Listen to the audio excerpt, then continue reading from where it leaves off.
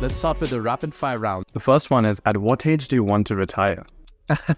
Hopefully as late as it gets. So I don't know, 70, 80, maybe 90. How long does it take you to get ready in the mornings? Half an hour maybe? Most embarrassing moment of your life? Ooh, I don't remember. Favorite color? Green. What time of day are you most inspired? In the morning.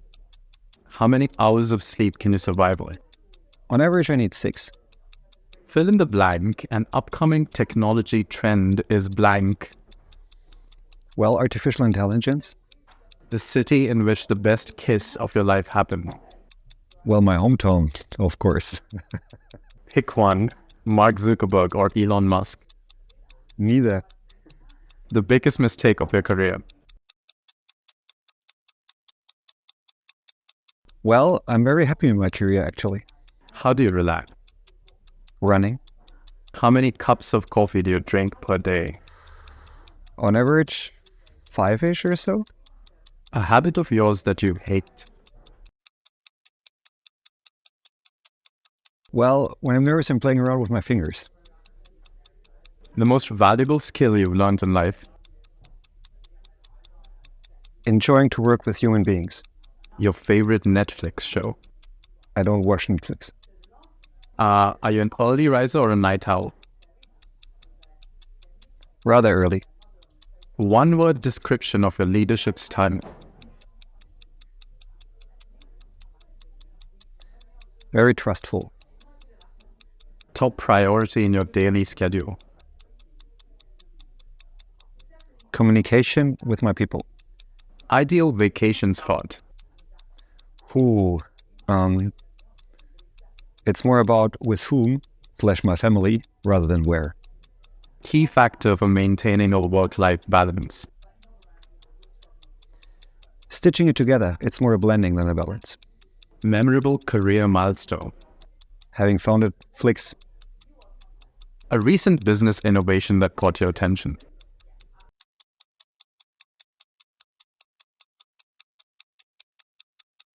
Essentially, that comes back to large language models, so /AI. The last song you've been listening to. Oh my God. I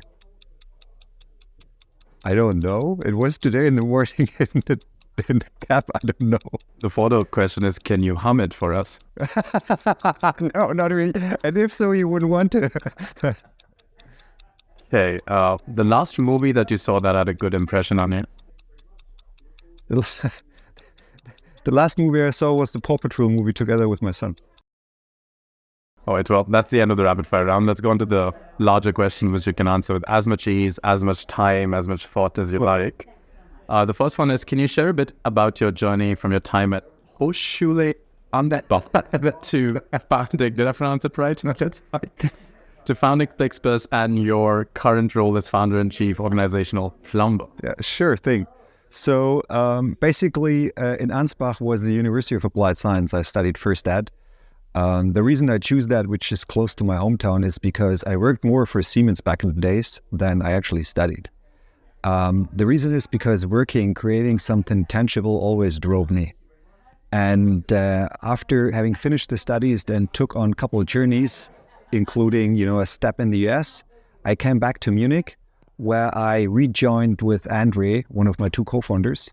And basically, we know each other for more than 30 years. And we started talking around how kind of almost ridiculous the golden hamster wheel for strategy consultants at BCG, what he did back then, or at Microsoft for a tech consultant, what I did was. And we thought, hey, maybe we can do better. And that started where we really went through a bunch of ideas, bunch of problems and improvement thoughts. And at some point in time, we ended up with Flix, basically because of the news. We read in the news that the former government in Germany wanted to deregulate the German long-distance coach market. And we took that bet. We 3 of us co-founded Flix, and essentially it became true. The market opened up, And we started with our partnership model, with bringing our mid-size bus partners together on a very tech-driven platform, and therefore, started the core of what meanwhile is around in 42 countries. And, the reason why I'm still heading technology, product, and people, making me the chief organizational plumber, is obviously the studies back at the University of Applied Science, which was business information systems. So I'm a bit of a techie at heart, but essentially what I love doing is organizational building, working with people. And, that means you basically plumb all the obstacles and everything which kind of like are in the way of the Flixies to do great stuff, to deliver great customer value. And I think that's not only true for me, I just made it explicit with that funny term. It's true for every leader. As a leader, you really take care about whatever can't be solved by the people. And that means on a daily basis, you have to plumb quite a bit to keep the machine running. So what are the key pivotal plumbing moments that have tested your resolve in your time at FlixBus? So first, you really tend to work with, bunch of interns and juniors, not only because they're cheap, but also because you get them quickly. But apparently it's hard that they take full accountability because they have barely as much experience as you have yourself. So I'd rather really look for a more experienced leader and quicker, if I do it a second time, hire, experience in general. Because if you do that and you hire particularly people for certain tasks which are better than yourself, it's way easier to start delegating properly. And delegating is one of the key elements I'd mention. If you then flip the coin towards technology, I think in the beginning we were a bit hesitant to take proper invest. So it took us too long to build up our internal tech team. We rather relied on external resources. And, for all the core services of each business, you better do it yourself and do not rely on externals. And, we had to clean up afterwards. So these were two, large learnings which I had to plumb afterwards. So FlixBus has been a pioneer in green mobility. What inspired you to focus on making travel more sustainable? Was it in the government thing as well? And what challenges did you face in implementing this vision? The truth is, initially, we wanted to really bring smart and green mobility, so sustainable and affordable mobility to all people. Because we thought, individual traffic is expensive. Some other alternatives like governmental train services are expensive. So that was what drove us. And, very quickly after, there were studies from the German government that per head per passenger, the carbon dioxide footprint is even better with buses than it used to be with trains. And we were a bit surprised back then, but we took that. And obviously, Flix is very good in bringing economical sense and ecological sense together. Obviously, we need a high load factor. So many people on our buses to really are successful from a commercial point of view in an economical sense. But that also leads to many people sharing the same mode of transportation, which reduces, obviously, the carbon footprint per head. And essentially, when that turned out to be true and we realized, we kind of tried to really just scale that. And with the scale, obviously, the responsibility grows. And that means we obviously not only do what we did good in the past with the most modern combustion engines, but we also started with our ESG report to really think about how in the next 10 to 15 years, we can convert in Europe our fleet to even a more sustainable EV-powered kind of thing, because we believe this is what is important. And as a good member of the transportation community and a successful company, we have to take that responsibility. So what do you think about all the flight cuts that different European nations are implementing for the green buckets? I believe if the infrastructure is there, and I think France is a good example, if you have a high-speed train or a certain bus connection which is reliable and in a good shape, then obviously it doesn't make sense to have short-haul flights. So I believe we will see what France implemented already across different other European nations over the next couple of years, and we are very supportive not only with FlixBus, but in that high-speed sector, essentially also with FlixTrain. So speaking of all this innovation, as a founder of Flix, you're deeply involved in the intersection of technology and mobility. How do you see technology shaping the future of transportation itself, especially in the context of FlixBus? We have mentioned briefly, and it's all across and around Web Summit, artificial intelligence. And they're kind of different things. There's NLP and large language models, and there's machine learning, which we do already to optimize our network planning. But if you look at that particular intersection, I believe autonomous driving will play a key role. And we won't wait until level 5 is there.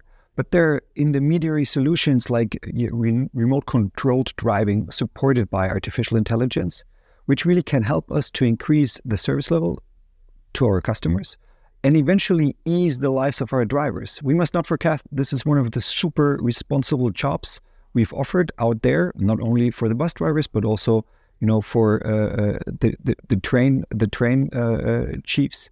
And that, together with AI, can improve, and that will lead to eventually becoming a more attractive job in the future. Because, there is no magic. We have driver shortages, and it is a scarce resource, and became more challenging over COVID. We try to fight against that, offering an attractive job itself. But I believe with these kind of technologies, eventually, getting up at home, having a coffee with your family and doing a remote control, bus stop to highway session, and then eventually on the highway, even at some point, which is a contained system, it can be fully remote and fully autonomous, and then another driver can pick it up, and you don't have to always sleep out of home and things like that, which eventually really will upgrade the job quite a bit, and hopefully leads to attract more future bus drivers and train chiefs. Are there any issues around safety that have been raised in this instance? Well, I believe you have to always put safety first. We're a transportation company, and we move people from A to B. And we do that not only sustainable and affordable, but obviously safety first. That means you can try out these technologies, without customers yet in a contained system. But before it has been rolled out, there's a regulatory and there's safety, which have to be compliant 100% before you really move customers or even put drivers at risk.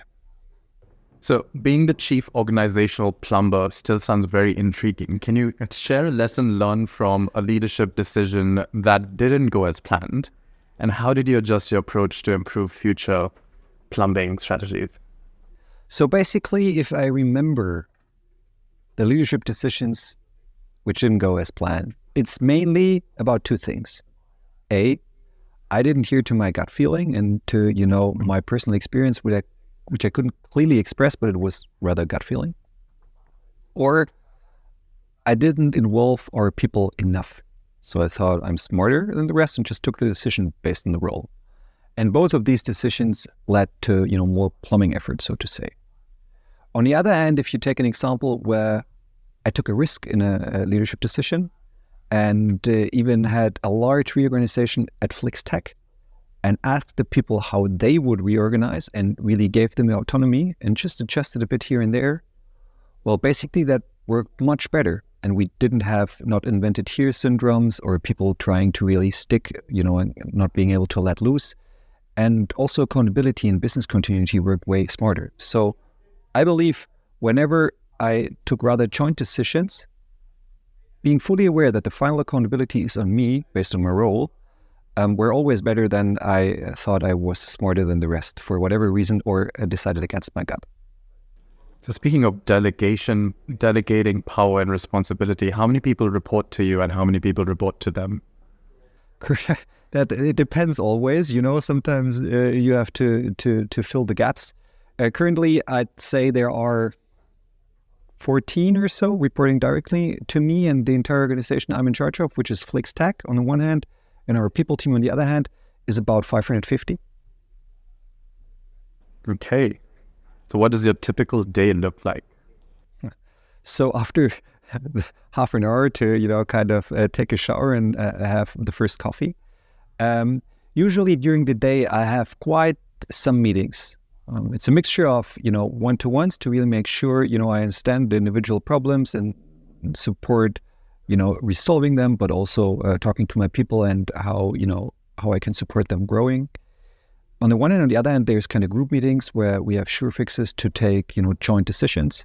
That's from the management board and C-level perspective, down to individual group sessions where we tackle individual topics. And that's mainly what it is. Sometimes due to the management board role, it's also like interviews and stuff as we do it today. And later the day, so to say, I do kind of my homework. I just take care about my inbox. I read presentations and I comment slides and these kind of things. And that's kind of like the after hour work. And during the week, where I'm basically most of the time out of home, so, being around somewhere, like here in Lisbon, I barely do anything else beside having dinner and work. And that's a good thing. I still enjoy it very much. So your book, excuse my German, Mission Zukunftsrepublik, focuses on the future of work. Yeah. Can you share some key insights on your vision for an agile, inclusive, and humane working environment? So we must not forget that in the 21st century, different than the 19th and 20th century, it's not about, humans doing repetitive tasks. And it's also not about, some of the fear and the uncertainty about, again, artificial intelligence kind of stealing our jobs. I believe, the brain, which powers, our society to keep on doing better things, innovation, all that stuff, remains human. And that means we have to focus on the human factor. And I believe that this means mentioning and focusing and really putting the human being much more in the middle of doing, and not only the output, but the outcome. That's something which in the future is really much more important and became even more present after COVID, when it didn't matter so much where we are working, but how we work. We had to work from home here and there. But essentially, it's also not only about working remote, but bringing people together, because the topics we as human beings have to solve are very complex, as our society is complex. So, recentering the human being around the acting of doing business is something which I believe the 21st century only has started with, and it's also being pointed out in the book Zukunftsrepublik. So, Republic of the Future, basically, it's the English term. So in your interaction with the readers of this book, have there been any unexpected perspectives or stories that challenge your own views regarding work? Well, that's always the case, because we must not forget that, there are individual small societies like the organization of a company like Flix. There are larger societies like a nation, a country, and then there's Europe, and then there's the world. And we have biases, we have been socialized differently. So there's a bunch of different views. And to really have open and honest discussions about that without any hate or violence, just to make sure what we want to do, to develop our society further and to protect the planet, that's very controversial. And therefore, there were many interactions because many different people have read the book. And I always try to get the feedback, think about that, and then eventually start a discussion with hopefully a good outcome for all of us. Speaking of hate and violence, FlixBus, under your leadership, has taken a strong stand against anti-Semitism. How do you see the role of companies in addressing social issues, and what motivated FlixBus to take this clear stance? In general, Flix is not a political company. We're a company, we're here to provide good services to our customers. But sometimes, unfortunately, things happen which are, so much not to be imagined, whether it's the war in Ukraine, there is some, nature catastrophes, or there was a terror attack of the Hamas, where I believe you have to clearly voice your point of view. And particularly as a German company, obviously we have a responsibility, and we're against any way of anti-Semitism, but hate and bad things in general. And therefore we had to take that stand as a German company. And on top of that, we clearly repeat that, as I said, any hate, any violence, anything independent of the background, the color, the nation, the religion, we are against. We believe, only jointly, in a good sense, humanity can really progress, and that's something we support as a company. And I believe our purpose is very much clearly, stating that, and that was one of the reasons we were also crystal clear on the terror attack of the Hamas. How do you approach conversations with team members who may hold diverse opinions on such controversial issues? And how do you foster a culture of open dialogue within FlixBus then? Very good question. So we had that a couple of times already, whether, we have a bunch of people. We have obviously Ukrainian people and we have Russian people. And we have, Muslim people and we have Jewish people. And we want to have that very colorful environment. Also independent of, if you're just, what kind of letter of LGBTQI plus you think your own is, you sit together and just discuss openly. And we are always receiving the feedback. We're taking that into our all hands. We try to reflect on that. And being very open and humble is the key on these discussions. And, the culture we've created at Flix is independent of your sexuality, of your religion, and of your passport. And I'm very proud that I'm saying all of our Flix people really signed up for that, and therefore we can have these discussions. Okay, so let's move back to regulatory tech now. How do you navigate regulatory challenges within the European Union while fostering a culture of innovation in your tech team? Yeah, well, I'm glad you took Europe as the example. Germany could have been even worse. Well, it's an ongoing discussion. There is legacy, and there were reasons in the past why regulators took certain decisions. And obviously, regulatory is there to protect all of us. And protection sometimes means you're a little bit slow in, encountering new things. And also there we take the stand of open discussions, being very transparent and not hiding things. And we start individual discussions with municipalities, with countries also on European level. And I have to admit, the EU in that sense, even though sometimes it's really been bad touched in the news, in that sense is very helpful to make sure we can foster deregulation in a certain sense, if especially it provides better and additional services to our customers, to all of us. And, that means just repeating the message, proving your point of view, and that there is actual value towards the customers. And then it takes time. So is there any specific instance where regulatory constraint posed a significant hurdle for technological innovation in FlixBus or any kind of innovation? Well, yes and no. I believe we fortunately never had a real burden. For instance, if we talk about artificial intelligence, we started years ago mainly around machine learning, and therefore it was totally, mathematical anonymous data. So I don't have any problem with any AI acts there. We were happy because we were born because of deregulation.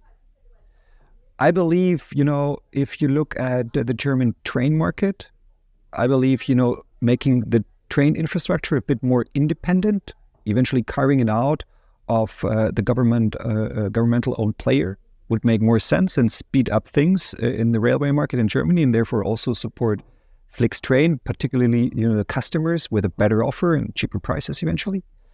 But outside of that, we were always lucky to, having found a way to really put innovation in place and making good things towards our customers. All right, so the last question for you is of a personal kind. What would you be doing in your life if not this? Oh, that's a good question. I'm happy to not have answered that directly, because I keep on doing that as long as the company needs me and I believe I can bring value and plumb some things. I guess, as a child, like my little son, by the way, I wanted to become a pilot. And then I really for some time didn't know what I wanted to do in my life. I think I couldn't back then really listen to my gut and explicitly state that entrepreneurship is what I really enjoy, and therefore I love what I'm doing.